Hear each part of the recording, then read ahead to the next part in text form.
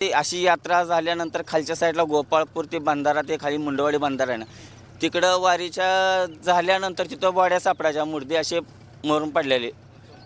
पंढरपूरमध्ये चंद्रभागेमध्ये बचाव कार्य सुरू आहे. एखादा वारकरी जर स्नान करण्यासाठी जर चंद्रभागेमध्ये उतरला तर त्याच्यासोबत कुठलाही प्रकार घडू नये, आणि जरी घडला, एखाद्या वारकऱ्याला जरी पोहता आला नाही, पाण्याचा अंदाज लागला नाही आणि तो बुडू लागला, तर त्याच्यासाठी बचाव कार्य करणारी एक टीम तब्बल बऱ्याच वर्षापासून ही वारी दरम्यान इथं काम करते आणि तेच माझ्यासोबत आहेत.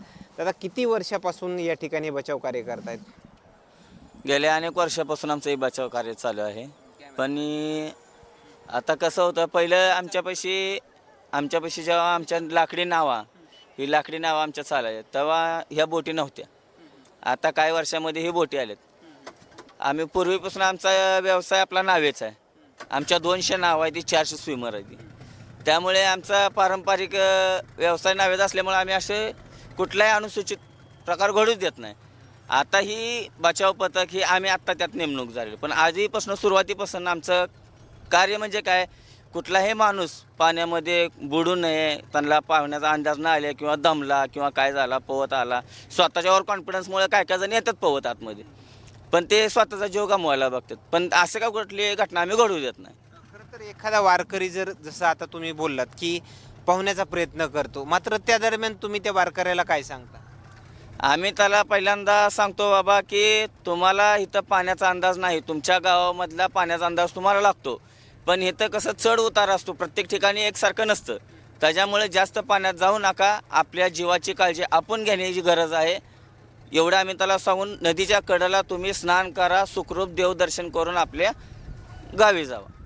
खरं तर हे जे तुमचं बचाव कार्य आहे, जवळपास जसं आता वारीला सुरुवात झाली, किती दिवसापासून या चंद्रभागेच्या नदीपात्रामध्ये तुम्ही उतरलायत आणि हे बचाव कार्य करता? तसं म्हणायला गेलं तर 24 तास आम्ही चंद्रभागेचं, आम्ही रहिवासी इथले महादेव कोळी समाज आहे, आदिवासी कोळी समाज आहे आमचा इथलं, आम्ही सगळे आदिवासी रेस्क्यू टीम आहे. पण आमच्या ड्युटी फक्त आम्हाला वारीच्या दरम्यान एक 5-6 दिवस मिळते. अधिक महिन्यामध्ये एक 10-15 दिवस भेटली, आणि प्रत्येक वारीला असे 4 दिवस, 5 दिवस, 6 दिवस असे ड्युटी असते आम्हाला. आणि त्यानंतर जवळपास तुम्ही किती टीममध्ये किती सगळे? तसे आमची 30 जणांची टीम आहे, पण सध्या जसे असतील ना तसे काही जण हे करतात. त्याच्यामध्ये आम्ही 15 जण पूर्ण ट्रेनमधले आम्ही 15-16 जण आहेत, ते आम्ही कंटिन्यू बोटवर आम्ही असतो. आणि त्यानंतर अशा एक, जसं की तुम्ही ते 4 दिवस झालं याच्यामध्ये बचाव कार्य करतात, असा एखादा प्रकार वगैरे झाला किंवा त्या दरम्यान तुम्हाला लवकर पोहोचता आलं, एखाद्याचा जीव वाचता आला किंवा त्याला गोची बसण्यापासून वाचवता आला, असा एखादा प्रकार या 4 दिवसामध्ये घडला का? अजूनपर्यंत तसं काही घडलेलं नाही, कारण आम्ही 24 तास बोटीमध्ये तर असतो, नाहीतर आपली नावं तर चालू असतात. त्याला बुडायचा प्रयोग सुद्धा करू देत नाही आम्ही, असं जाऊ पण देत नाही त्याला जास्त पाणी. जरी झालं तरी आपली 2 सेकंदामध्ये इथून बोट त्याच्यापर्यंत पोचायला टाईम लागत नाही, लगेच जाऊन त्याला तिथं वाचवण्याचा प्रयत्न करतो आपण. खरं तर या अगोदर तुम्ही जे आहे ते तुमच्या ज्या हे आहेत जुन्या नावा, त्या नावाच्या माध्यमातून तुम्हाला काय अडचण निर्माण करायची, आणि आत्ता ह्या ज्या बोटी आहेत ह्याच्या माध्यमातून तुम्हाला काय सहकार्य होतं, काय सपोर्ट होतं जास्त अधिक?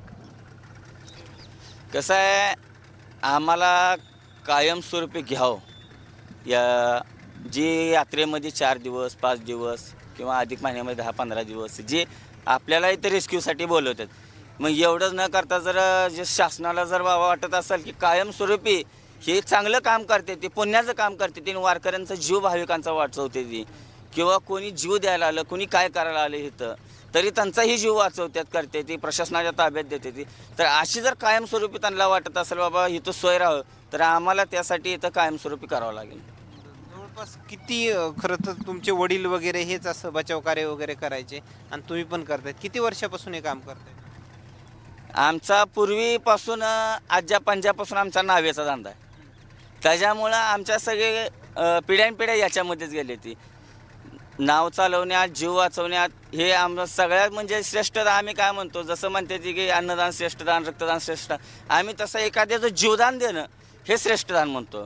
कारण एखाद्याच्या कुटुंबाचा जर मुलाचा, आईचा, बहिणीचा, भावा, हे स्त्रीचा, असा कुणाचा आपण जीव वाचवतो, त्यांचा जी आत्मा जी शांत म्हणतो बाबा ह्या भाविकानं किंवा ह्या रेस्क्यूवाल्यानं, आदिवासी रेस्क्यू टीमच्या एका सदस्याने ह्या टीमनं की एखाद्याचा जीव वाचवला, त्यांचे जे समाधान मिळतं याच्यावरच आम्हाला सर्व सामान मिळतं. आता खरं तर तुम्ही जे म्हणतायत की तुम्हाला याच्यामध्ये नोकरी वगैरे मिळावं, मात्र स्थानिक जर प्रशासन असेल किंवा इथले पालकमंत्री असतील त्यांच्यासोबत कधी तुम्ही मागणी वगैरे केली? तसं सर्वांसोबत आम्ही मागणी केली आहे. जेव्हा गोरे साहेब आले होते त्यांच्यासोबत झाले, काल एकनाथ शिंदे साहेब आले होते, त्यांनी सुद्धा मागणी केली आम्ही त्यांच्यापाशी, तेव्हा त्यांनी सुद्धा आदेश दिलेत. पण आता पूर्ण आदेश कंप्लीट होईपर्यंत त्यांनी तर शब्द दिलेला आहे की बाबा आपल्या कोठ्यामधून की यांना कायमस्वरूपी रेस्क्यूसाठी राहावे असे त्यांनी आदेश दिलेले आहेत. खरं तर आता यापूर्वी आता एक 3-4 वर्ष झालं तुम्हाला ह्या बोटी वगैरे प्रशासन उपलब्ध करून दिलं आहे. तुमच्या अगोदर या अगोदर नावा वगैरे त्या माध्यमातून देखील बचाव कार्य करायचात, मात्र त्या दरम्यान वारकऱ्यांचे असे काही मृत्यू वगैरे व्हायचे का, आणि आता त्या संख्येमध्ये कितपत घट झाली असं काही सांगता येईल का? जवळजवळ आता जसं आमच्या बोटी चालू झाल्यात, जसे आम्ही रेस्क्यू आहे तेव्हापासून अजून तर काही नाही, पण मागच्या काळामध्ये अशी यात्रा झाल्यानंतर खालच्या साईडला गोपाळपूर ते बंधारा, ते खाली मुंडवाडी बंधारा आहे ना, तिकडं वारीच्या झाल्यानंतर तिथं बॉड्या सापडायच्या, मुर्दे असे मरून पडलेले. 100, 200, कधी 70, कधी 90 असे बॉड्या असायच्या, तेवढ्या सापडायच्या. पण जेव्हापासून प्रशासनानं आपल्या हातात हे कार्य दिलं तेव्हापासून अजूनपर्यंत तर काही घडलेलं नाही. एवढं आम्हाला यश मिळालेलं आहे. जवळपास तो किती वर्षाचा कार्यकाळ आहे जेणेकरून त्या 100 बॉड्या वगैरे तिथं सापडायचे? हे 10 वर्षाच्या आसपासच्या 5 ते 10 वर्षाच्या आधीपासून आहे ते. त्याच्यापेक्षा आधी म्हणलं तरी ठीक आहे. बाकी जेवणाची वगैरे तुमच्या व्यवस्था वगैरे कशी असते इथं? आम्ही रहिवाशी इथलं आहे, त्यामुळे आम्हाला जेवणाची काय घरूनच डबे येतात. पण बाहेरून जे रेस्क्यू टीम बोलवतात ती प्रशासन, हे जे 10, 15 बाहेरून रेस्क्यू टीम काय येतात त्यांच्यासाठी त्यांनी तुकाराम भवनमध्ये त्यांनी सोय करून देतात.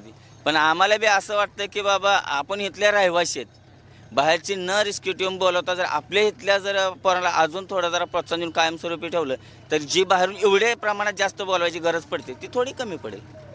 खरं तर जो पलीकडला भाग आहे मंदिराच्या पायऱ्याकडला, त्याच्या किती अंतरावर म्हणजे असं जेणेकरून ती खोलिया त्याकरता वारकऱ्यांनी वगैरे सावध राहा असं काही सांगता येते? तसं काय सांगू शकत नाही. ओके, धन्यवाद. खरं तर येत असलेल्या प्रतिक्रिया आणखीन काही नवीन अपडेट्स मिळतील का हेही पाहणं तेवढंच महत्त्वाचं ठरणार आहे. खरं तर वारकऱ्यांसाठी हे बचाव कार्य करणारी ही टीम जी आहे ते चंद्रभागेच्या या नदीपात्रामध्ये आपल्याला 24 तास त्यांचं कार्य करत असल्याचं पाहायला मिळाले. जवळपास पाहिलं गेलं तर 10 वर्षापूर्वी 100 बॉड्या ज्या आहेत ते काही अंतरावर त्यांना दिसायच्या यात्रा झाल्याच्या नंतर, मात्र आता ते प्रमाण जे आहे ते खूप कमी झालं आहे आणि त्यांची आता प्रशासनाकडं आणि सरकारकडची मागणी केली आहे. खरंच या मागणीकडे सरकार कशा पद्धतीमध्ये पाहिल हेही पाहणं तेवढंच महत्त्वाचं ठरणार आहे. कॅमेरामॅनसोबत सूरज मीडिया, पंढरपूर.